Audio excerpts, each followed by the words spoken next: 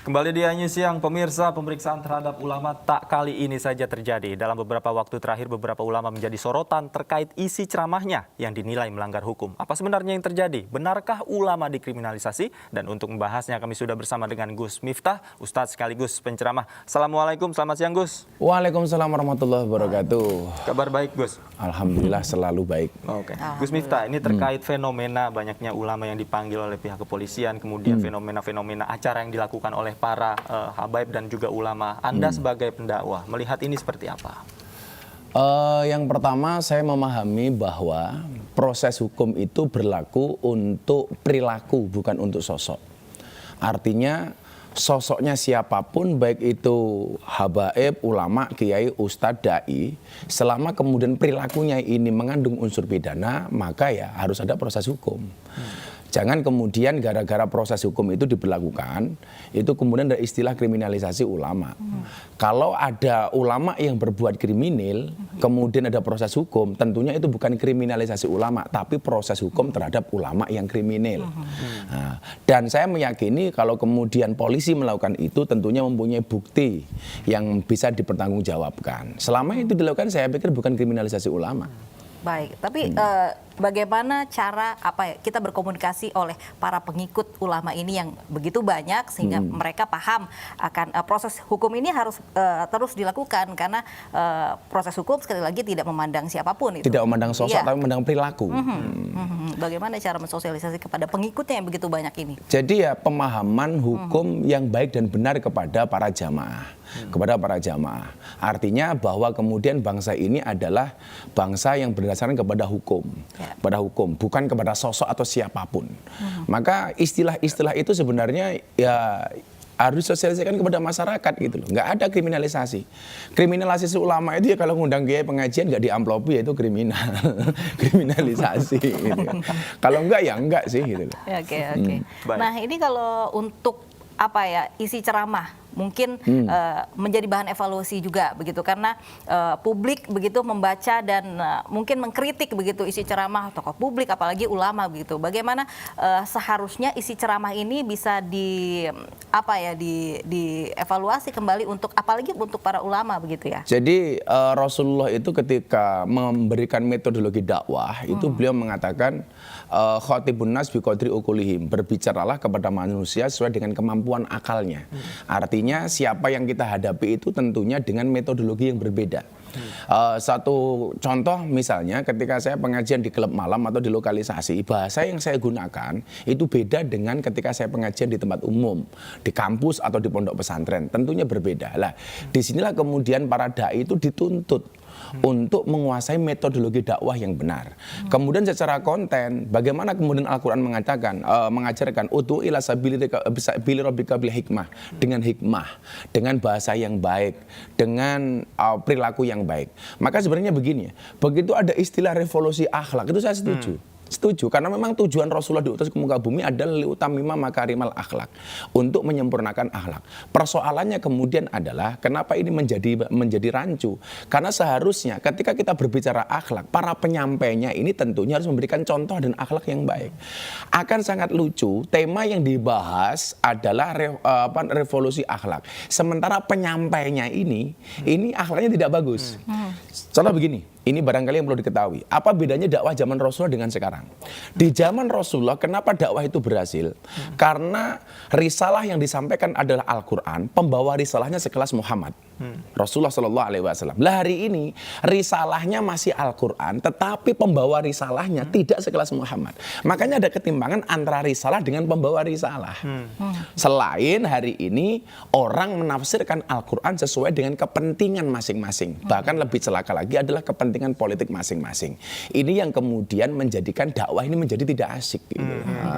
Artinya memang seorang pendakwah atau penceramah ini tidak hanya bertanggung jawab menyampaikan isi konten, tapi dirinya juga harus sesuai dengan apa yang dia sampaikan. Jelas, karena dikatakan lima taquluna ma la taf'alun. Kamu kok bisa ngomong nggak bisa menjalankan? Kata Al-Quran apa? Kaburat maktan indallahi ang taqulu ma la taf'alun.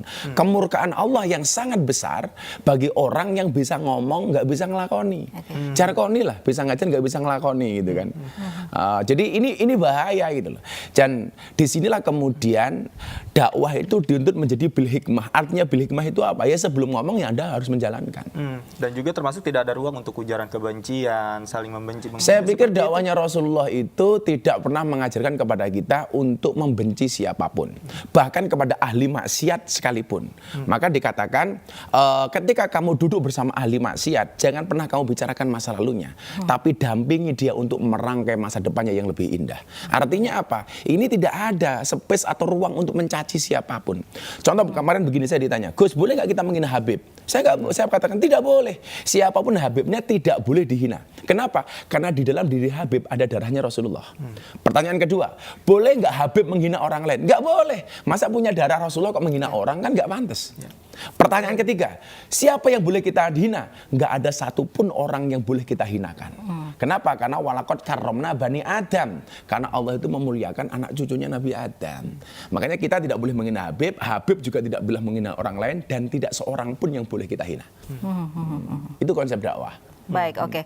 Tadi bicara soal proses hukum, para ulama begitu, konten ceramahnya yang memang harus dievaluasi. Nah, ini juga ada fenomena begitu, peringatan yang dirayakan oleh Maulid Nabi misalnya begitu. Tadi juga ada di Tangerang haul yang diadakan di tengah pandemi, tapi banyak masanya harus protokol kesehatan harus diperhatikan. Nah, ini bagaimana tanggapan Gus? Yang pertama, saya di sini tidak menyalahkan panitia, tidak semerta-merta menyalahkan panitia, tapi juga ketegasan dari birokrasi pemerintah. Satu ketika saya dapat undangan pengajian di Jawa Tengah, izin ini komplit dari gugus Covid, dari Polres dan lain sebagainya. Ketika saya naik panggung, saya ditelepon, please dia jangan ngaji dulu. Kenapa Pak? Ini rame di Twitter gara-gara Gus ngaji di situ. Saya bilang, yang salah itu bukan panitia, yang salah juga bukan pendakwah. Yang salah siapa? Kenapa izin itu dikeluarkan? Kalau memang tidak boleh, ya izin jangan dikeluarkan. Banyak kasus di lapangan itu, izin sudah dikeluarkan, begitu yang datang terlalu rame, ini kemudian menjadi persoalan. Ya kalau memang kemudian gugus Covid, teman-teman pemerintah ini melihat berpotensi mendatangkan masa yang banyak, ya izin jangan dikeluarkan dong. Dan saya meyakini panitia pengajian itu tidak akan berani menggelar pengajian selama tidak ada izin. Maka ketika kemudian hari ini saya mendapatkan undangan, saya pastikan izin itu ada apa enggak. Kalau enggak, saya enggak akan datang. Artinya ini juga sama-sama itu ada ketegasan dari pemerintah dan kemudian juga ada kesadaran dari panitia. Kalau soal kemudian ini yang sebenarnya yang diizinkan cuma sedikit, yang datang banyak, kita tidak bisa membendung rasa cinta, Mbak. Yang namanya mahabbah. Namanya mahabbah, apalagi kemudian memperingati Maulid Nabi, kecintaan kita kepada Nabi Muhammad. Apalagi saya sering bilang kan, cinta kita kepada Nabi itu berangkat dari hati, bukan dari mata. Kalian tahu nggak bedanya? Kalau cinta itu berangkat dari mata, maka akan berakhir dengan air mata. Tetapi kalau cinta berawal dari hati, tidak sampai akhir, tidak akan pernah mati. Dan itu cinta kita kepada Rasulullah gimana? Luar biasa. Maka harus tegas gitu loh. Baik, Gus, tapi kita bicara soal fenomena. Selain tadi juga haul dan juga Maulid Nabi yang begitu banyak masyarakat mendatangi hal itu. Kemudian ada juga yang sempat viral ini video yang menjadikan kelompok-kelompok ini mengajak jihad, bahkan azannya juga dirubah begitu, Gus. Anda melihat ini seperti apa? Yang pertama, merubah azan menjadi menambahi atau merubah menjadi halal jihad itu jelas adalah bid'ah mungkaroh, bid'ah yang mengada-ngada, dan itu mungkar. Karena Rasulullah tidak pernah mengajarkan itu. Kemudian ini saya melihat sebagai satu upaya kelompok-kelompok untuk mendistorsi makna jihad itu sendiri. Artinya jihad yang tidak diajarkan oleh Rasulullah. Kalau toh benar ajakan jihad seperti itu, Rasulullah itu ketika mengumpulkan para panglima-panglima perang, dia tidak mengatakan hayal jihad, tetapi dia mengatakan kepada para pemimpin perang ada dengan mengatakan ittaqullah, bertakwalah kalian semua kepada Allah. Artinya apa? Seruan hayal jihad itu jelas bid'ah mungkaroh yang tidak pernah diajarkan oleh Nabi dan Rasulnya. Dan kalau kemudian kita berbicara jihad, jihad hari ini yang paling elegan adalah asyadul jihad, jihadul hawa. Jihad yang paling berat itu adalah jihad melawan hawa nafsu. Itulah yang disebut dengan jihad akbar. Hari ini kalian berdua datang ke sini, kemudian Anda diniati sebagai mencari nafkah untuk tulang punggung keluarga, itu adalah jihad. Saat kita datang bekerja, kameramen datang ke sini bekerja, kemudian diniati untuk menafkahi anak istri di rumah, itu jihad. Artinya kalau kemudian gara-gara dia menjadi kameramen mati kesetrum, itu matinya fisabilillah. Maka bagi saya hari ini nggak menarik ngomong jihad fisabilillah itu, karena memang konteksnya seperti ini. Yang menarik jomblo fisabilillah gitu. Tahu nggak kenapa jomblo fisabilillah? Orang yang jomblo itu kok hatinya senang terus. Kenapa? Karena di dalam hatinya ada Allah. Itu saja, kalau jihad bisa bilang apaan itu loh. Artinya konteksnya sama sekali tidak pas dengan hari Tapi ini.